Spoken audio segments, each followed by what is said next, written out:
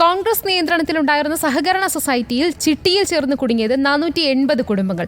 കോഴിക്കോട് മാത്തറ മലബാർ നിർമ്മാണ തൊഴിലാളി കോഓപ്പറേറ്റീവ് സൊസൈറ്റിയിലാണ് സാമ്പത്തിക ക്രമക്കേടിനെ തുടർന്ന് ചിട്ടി നടത്തിപ്പ് മുടങ്ങിയത്.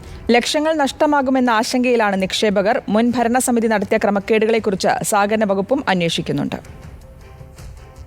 10 വർഷത്തെ കാലാവധിയിൽ 6 ലക്ഷം രൂപയുടെ ചിട്ടി 2019 ആരംഭിച്ചത്.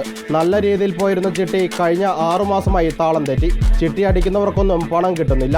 ഇപ്പോൾ ഒരു വർഷത്തോളമായി കുറി കിട്ടിയിട്ട് 19 ആൾക്ക് കുറി കിട്ടിയിട്ടില്ല. അവർ കാശൊന്നും ഇതുവരെ അവർ കൊടുത്തിട്ടില്ല. 19 ആൾക്ക് കാശ് കിട്ടാനുണ്ട്. എൻ്റെ കുറി കിട്ടിയതാണ്. കിട്ടിയിട്ട് 6 മാസമായി. ഉണ്ടാകുമ്പോൾ തരാനാണ് പറഞ്ഞത്. കുറി അപ്പോഴും കൊടുത്തു, ഈ മാസം പൈസ കൊടുത്തു. ഞാൻ വിളിച്ചതല്ല. മുൻ ഭരണസമിതി വഴിവിട്ട് വ്യക്തിഗത വായ്പകൾ നൽകിയതും സ്ഥിര നിക്ഷേപം കൂട്ടത്തോടെ പിൻവലിച്ചതുമാണ് സൊസൈറ്റിയെ കടക്കണിയിലാക്കിയത്. കുറേ ലോണും പേഴ്സണൽ ലോണും 25,000 തൊട്ട് 25,000 വരെ ലക്ഷങ്ങൾ കൊടുത്തിട്ടുണ്ട്. ലക്ഷങ്ങൾ കൊടുത്തൊക്കെ പഴയ ഡയറക്ടർമാരെ കെയർ ഓഫ് ഉള്ള ആൾക്കാർക്കാണ്. അതിനൊക്കെ തമ്മിൽ ജാമ്യം അങ്ങോട്ടും ഇങ്ങോട്ടൊക്കെ ആയിരുന്നു. അതൊന്നും ഇവർ തിരിച്ചു പിടിക്കില്ല. ലോണിൻ്റെ തിരിച്ചടവ് വരാത്ത പ്രശ്നമുണ്ട്.